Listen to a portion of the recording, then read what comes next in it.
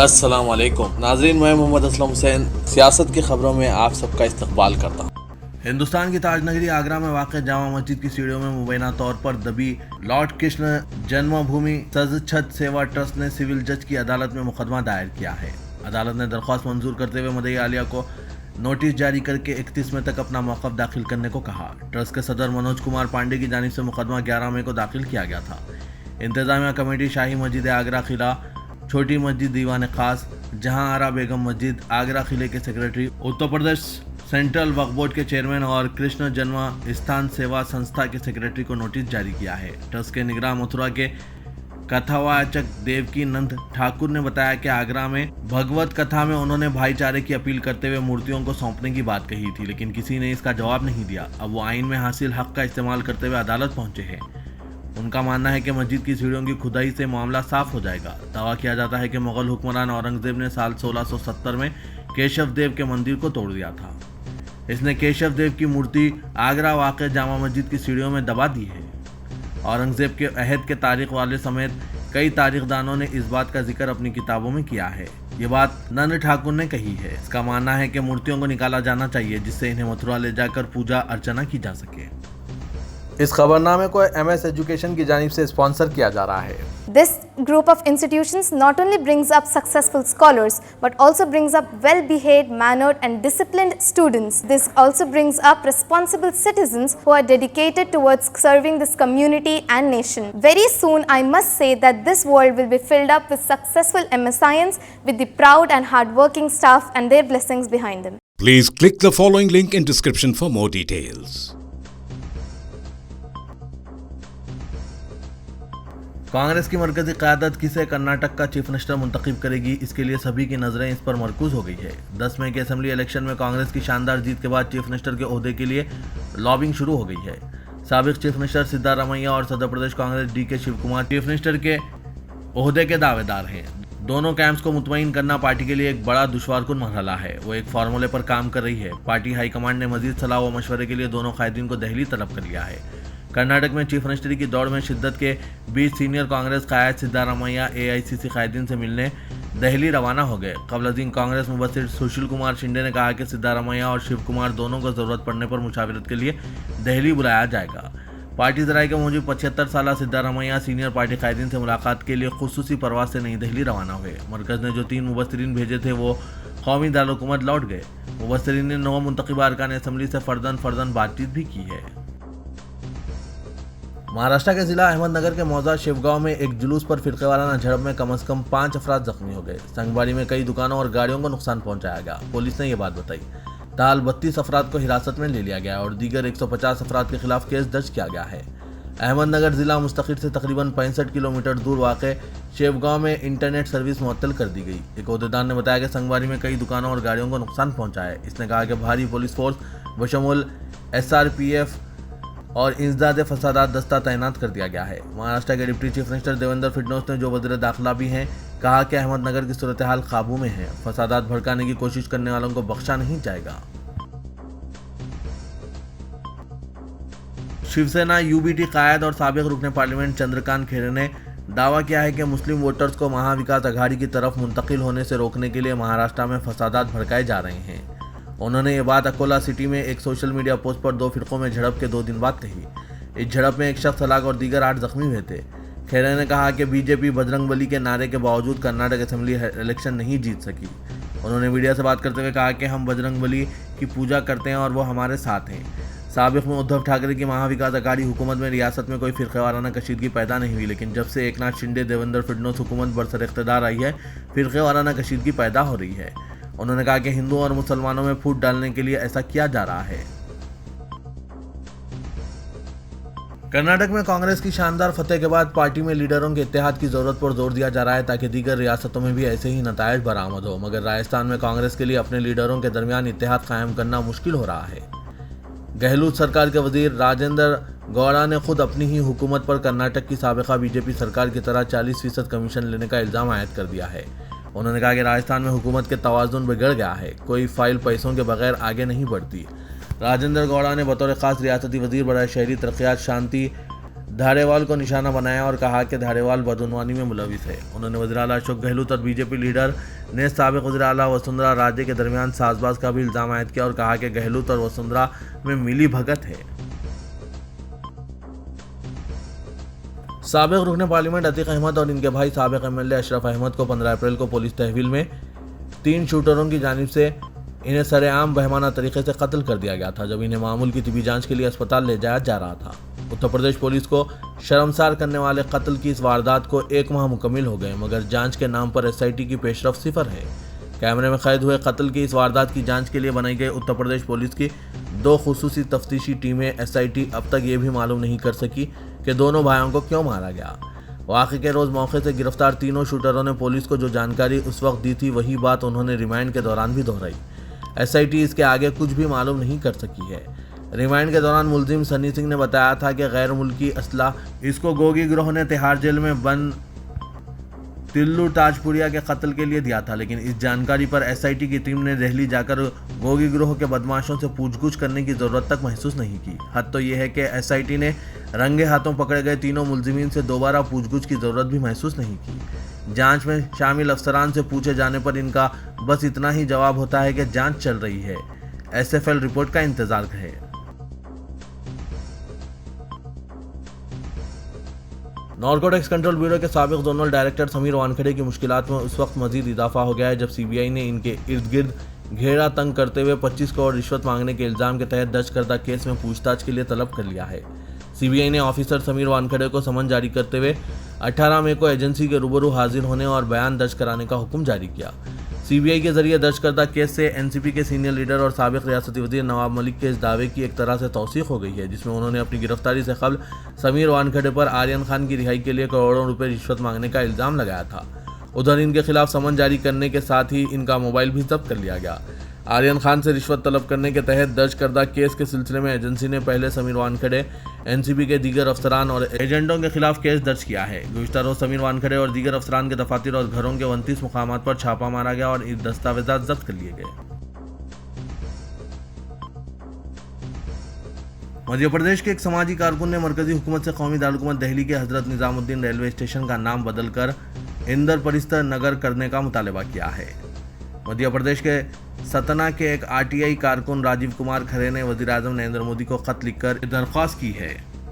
खत की एक कॉपी वज़ीर दाखिला अमित शाह और वज़ीर रेलवे अश्विनी वैष्णव को भी भेजी गई है। खत में जिक्र किया गया है कि महाभारत के दौर में जहां आज दिल्ली है, इसे पांडवों ने इंद्रप्रस्थ नगर के नाम से कायम किया था। आज दिल्ली में इंद्रप्रस्थ को याद करने के लिए कोई काबिल ज़िक्र यादगार नहीं है, इसलिए हज़रत निजामुद्दीन रेलवे स्टेशन का नाम बदलकर इंद्रप्रस्थ नगर करने से पांडु दौर के नाम का वजूद कायम हो सकेगा। वज़ीर के मुल्क में कई रेलवे स्टेशन के नाम तब्दील कर दिए गए हैं, अब इनकी नज़रें हज़रत निजामुद्दीन रेलवे स्टेशन पर है। कर्नाटक में सब कुछ कर लेने के बाद भी बीजेपी को शिकस्त का सामना करना पड़ा। ये मामूली शिकस्त नहीं बल्कि जिल्लत आमेज शिकस्त है, क्योंकि वज़ीर आज़म नरेंद्र मोदी ने पूरी रियासत का अहाता करते हुए अपने नाम पर वोट मांगा था, लेकिन अहल कर्नाटक ने इन्हें इनकी बातों को और इनके उम्मीदवारों को मुस्तरद कर दिया। इस तरह से बीजेपी के हाथों से एक और रियासत चली गई। कर्नाटक को जनूबी हिंद में दाखिल होने का दरवाज़ा समझा जाता है, जो अब बीजेपी के हाथ से निकलकर कांग्रेस के हाथ में चला गया है। कर्नाटक में शिकस्त के साथ ही अब बीजेपी के हाथ में सिर्फ 15 रियासतें रह गई है, जहां के इख्तिदार में इसकी शराकत है। इनमें से 6 रियासतों में इसकी अक्सरियत है। ख्याल रहे कि गुज़िश्ता 5 सालों में असेंबली के लिए 31 रियासतों में इलेक्शन हुए हैं, जिनमें से बीजेपी को सिर्फ 6 रियासतों में अक्सरियत मिली है, जबकि दीगर तमाम रियासतों में अवाम ने इसे मुस्तरद कर दिया है। और ये बात है कि जोड़ तोड़ करके इसने 31 में से 16 रियासतों पर काबिज होने में कामयाब रही है। इस वक्त मुल्क में 30 कानून साज असम्बलियाँ हैं, इनमें 2 मरकज़ के ज़ेर इंतज़ाम इलाके दिल्ली और पुडुचेरी भी है। कर्नाटक के नताइज के बाद बीजेपी अब सिर्फ 15 रियासतों में इख्तिदार में रह गई है। इनमें से 6 रियासतें ऐसी है जहां इसकी अपनी हुकूमत है, जबकि बाकी 9 रियासतों में इत्तेहादियों के साथ हुकूमत कर रही है, और इनमें से अब कोई भी रियासत जनूबी हिंद की नहीं है। 2018 में बीजेपी की 21 रियासतों और मुल्क के 72% आबादी पर हुक्मरानी थी, लेकिन अब इसके इख्तिदार का दायरा 45% पर महदूद होकर रह गया है। तुर्की के इंतखाबी इदारे के सरबराह ने कहा है कि सदारती दौड़ 28 मई को दूसरे मरहले में जाएगी, क्योंकि मौजूदा सदर रजब तैयब एर्दोगान कामयाबी के लिए दरकार टारगेट से कुछ पीछे रह गए हैं। सुप्रीम इलेक्टोरल बोर्ड के सरबराह अहमद ने कहा कि अगर समंदर पार वोटर्स के 35,874 वोट भी गिने जाएं तो कोई भी वाज़े कामयाबी के लिए दरकार अक्सरियत हासिल नहीं करेगा। उन्होंने कहा कि इब्तदाई नताइज के मुताबिक तैयब अर्दगान ने 49.51% और इनके असल मुखालिफ कमाल ओगलो 43.88% वोट हासिल किए, जबकि तीसरे उम्मीदवार ओगान को 5% वोट मिले हैं। अगर गैर महसूब वोट भी अर्दगान को दिए जाएं तब भी इनके वोट 49.54% होंगे। किसी भी उम्मीदवार के लिए सदर बनने के लिए यह ज़रूरी था कि वो 50% से ज़्यादा वोट हासिल करें।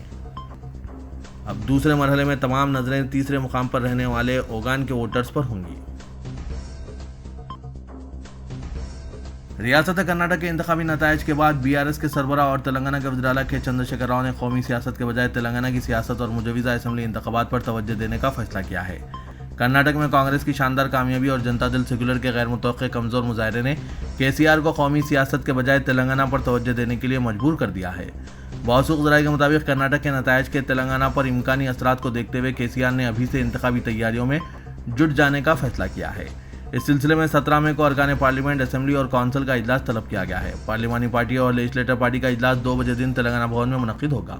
पार्टी ज़राए के मुताबिक कांग्रेस की कर्नाटक में कामयाबी के बाद केसीआर को तेलंगाना में भी कांग्रेस के बेहतर मुजाहरे से मुतालिक रिपोर्ट्स मौसूल हुई है। तेलंगाना के वज़ीर दाखिला मोहम्मद महमूद अली और इंचार्ज वजीर हैदराबाद टी श्रीनिवास यादव ने मजलिस के रुकन असेंबली नामपल्ली जाफर हुसैन मेराज और कारवान के रुकन असेंबली कौसर मुहिउद्दीन के हमरा हुमायूं नगर और कुलसुमपुरा पुलिस स्टेशनों का इफ्तिताह अंजाम दिया। इस मौके पर टीआरएस के रुकन council MS Prabhakar, Telangana state housing corporation के सदर नशीन Damodar, director general police Anjani Kumar, commissioner police Hyderabad CV Anand के अलावा पुलिस के आला ओहदेदार मौजूद थे। हुमायूं नगर और कुलसुमपुरा पुलिस स्टेशनों के इफ्तिताह के मौके पर अपने खिताब में वज़ीर दाखिला मोहम्मद महमूद अली ने कहा कि तेलंगाना में पुलिस स्टेशनों की इमारतें कॉरपोरेट दफातर से कम नहीं है। पुलिस स्टेशन की नई इमारतों में हर किस्म की सहूलतें फराहम की जा रही है। तेलंगाना पुलिस अपनी फर्ज शनाख्ती और फ्रेंडली पुलिसिंग में मुल्क भर में शिनाख्त रखती है। तेलंगाना के वजीर इंफॉर्मेशन टेक्नोलॉजी केटी रामाराव ने कहा कि तेलंगाना हिंदुस्तान का शेंजन बन जाएगा। ये कहते हुए कि टेक्नोलॉजी रिसर्च तैयारी के आलमी मरकज़ के तौर पर इस चीनी शहर को बनाने में चीन ने जो काम 30 साल में किया है, तेलंगाना वो काम 20 साल में कर लेगा। उन्होंने कहा कि तेलंगाना का मकसद 1.5 मिलियन वर्क फोर्स की तैयारी और आइंदा 10 सालों में इलेक्ट्रॉनिक्स मैन्युफैक्चरिंग में $150 बिलियन की मईशत बनाना है। बकिया इलाकों से तेलंगाना को अलग करने वाली चीज़ों का हवाला देते हुए उन्होंने कहा कि हम तिजारत और तरक्की को अहमियत देते हैं। तेलंगाना फ़ीकस आमदनी में 6 गुना इजाफा करते हुए 2040 तक $20,000 फ़ीकस आमदनी तक पहुंचा देगा।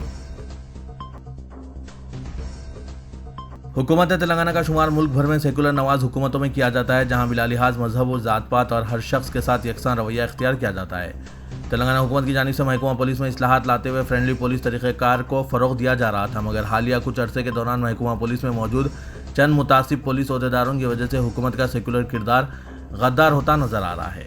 ज़िला मेदक के खदीर खान की पुलिस तहवील में मौत का वाक़या अभी भुलाया भी नहीं गया था कि जगतियाल में शेख फराह नामी लड़की के साथ Telangana state road transport corporation की बस में पुलिस इंस्पेक्टर अनिल की दस्तदराजी का वाक़या सामने आया है। इस वाक़े के बाद शेख फराह को पुलिस में शिकायत दर्ज कराने के लिए 2 दिन का वक्त लगा। शिकायत भी उस वक्त दर्ज की गई जब मुसलमानों की जानिब से शदीद एहतजाज किया गया और हुकूमत पर सियासी दबाव डाला गया। अगर ऐसा ना किया गया होता तो शायद रियासत की फ्रेंडली पुलिस वाक़े को नज़रअंदाज कर देती। अगरचे कि पुलिस की जानिब से सियासी दबाव में शिकायत दर्ज तो कर ली गई, मगर अभी भी इंस्पेक्टर अनिल आज़ाद घूम रहा है। पुलिस ने बराए नाम कार्रवाई करते हुए अनिल के खिलाफ मामूली दफात के तहत मुकदमा दर्ज कर लिया, मगर जैसे ही अनिल की अहलिया संध्या जो सारे झगड़े की वजह बनी थी, इसने पुलिस में शिकायत दर्ज कराई। पुलिस ने तमाम अखलाकी तकाज़ों को बाला इताक़ रखते हुए शेख फराह और इनके ज़ईफ़ वालिदा और दीगर अफराद के खिलाफ गैर ज़मानती दफात के तहत मुकदमा दर्ज कर लिए, जबकि अनिल ने चलती बस को रोककर एक लड़की पर हाथ उठाया था और गाली गलौज की थी। सितम ज़रफ़ी ये रही कि पुलिस ने अपने ही अहदेदार के साथ वफादारी और तायद का मुजाहरा करते हुए ज़मानती दफात के तहत मुकदमा दर्ज किए हैं। मामला यहीं तक महदूद नहीं रहा। पुलिस की जानिब से जगतियाल, कोरटला और मेटपल्ली में अनिल की नाज़ेबा हरकत के खिलाफ एहतजाज करने वालों के खिलाफ मुकदमात भी दर्ज कर लिए गए। पुलिस की इस हरकत पर शदीद रद्दअमल का इजहार करते हुए मजलिस बचाओ तहरीक के क़ायद अमजदुल्ला खान खालिद ने कहा कि तेलंगाना में मुसलमानों को एहतजाज करने का भी हक हासिल नहीं रहा। अगर ऐसा नहीं है तो फिर क्या वजह है कि पुलिस मुसलमान एहतजाजियों के खिलाफ मुकदमा दर्ज कर रही है। रियासत कर्नाटक में बुरी तरह शिकस्त के बाद बीजेपी अपने मेंबर असेंबली और गुस्ताख़ रसूल सल्लल्लाहु अलैहि वसल्लम मलून राजा सिंह की मुअत्तली जल्द ही मनसूख कर सकती है। इसके बारे में मरकजी वजीर सयाहत जी किशन रेड्डी ने एक मुकामी चैनल से गुफ्तगू में ये इत्तला दी। वाज़ेह है कि कर्नाटक में पोलराइजेशन और नफरत की सियासत के बावजूद असेंबली इंतखाबात में शिकस्त से बीजेपी को ज़बरदस्त धक्का लगा है। वज़ीर-ए-आज़म नरेंद्र मोदी और बीजेपी की सीनियर क़यादत ने हर मुमकिन कोशिश की कि रियासत में फ़िरक़ाराना खतूत पर इलेक्शन लड़कर इक़्तिदार में वापसी की जाए, ताहम रियासत के अवाम ने बीजेपी के हर हरबे को नाकाम बना दिया। कर्नाटक में बीजेपी की शिकस्त का असर पड़ोसी रियासत तेलंगाना पर भी पड़ेगा, जहां वो अच्छी कारकर्दगी का मुजाहरा करने की उम्मीद कर रही है। इसके तनाजुर में टी राजा सिंह की मुअत्तली की मनसूखी पर फैसला हो सकता है। किशन रेड्डी ने एक Telugu news channel ABN Andhra Jyothi के साथ एक इंटरव्यू के दौरान कहा कि राजा सिंह की मुअत्तली को मनसूख करने पर गौर किया जा रहा है और बिलाखिर पार्टी हाईकमान इस पर फैसला करेगी। किशन रेड्डी ने मजीद कहा कि राजा सिंह की मुअत्तली पार्टी की पॉलिसी के नतीजे में हुई और जब मुअत्तली के फैसले को मनसूख करने पर गौर व फिक्र किया जाएगा तो वो भी इस मुबाहिसे का हिस्सा होंगे और दुरुस्त वक्त पर फैसला किया जाएगा।